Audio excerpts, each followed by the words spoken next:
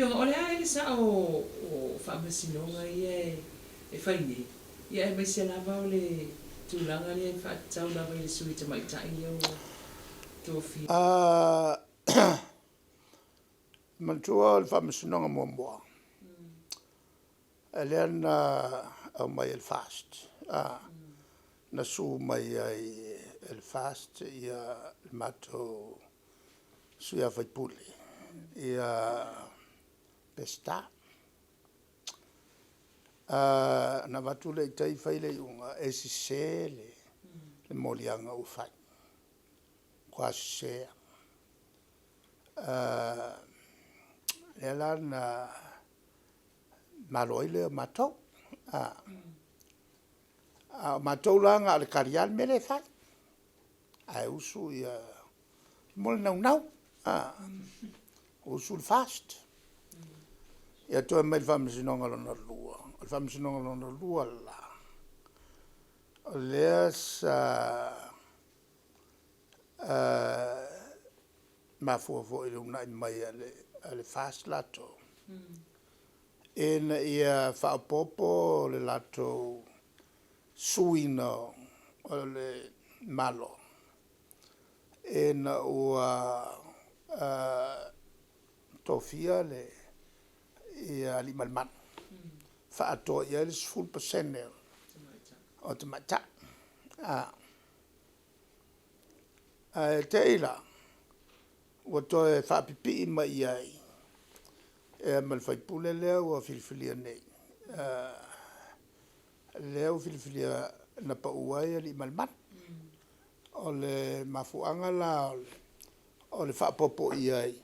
Whaamamawhatili ai le maini o le morianga lea al whaasanga mai i le vaenga le nei. Ele manatu. Ele te tau ona lua ni tofio le tumalo lea.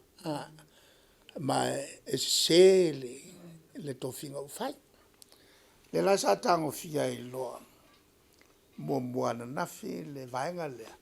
Petalia le toi whaapopo mai o le toi ina le whaamamawhatiri ai le.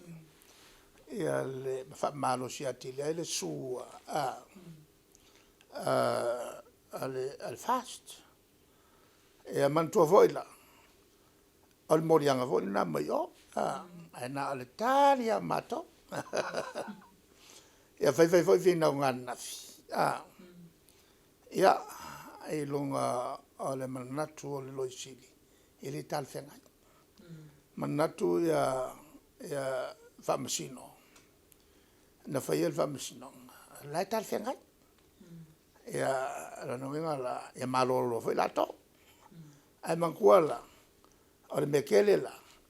O le tango fia lo o le mele anu tofi ai ia li malmanu. Ale manatu o lato. Soltu la fono. E le kakaunga e kawanga lima. E le tau na ono. Ai mantua voila. E le whaapung a olo le whaapasene. Ia le 10% o sui e lima sutasi le iai nei. Ono whaapealola ea.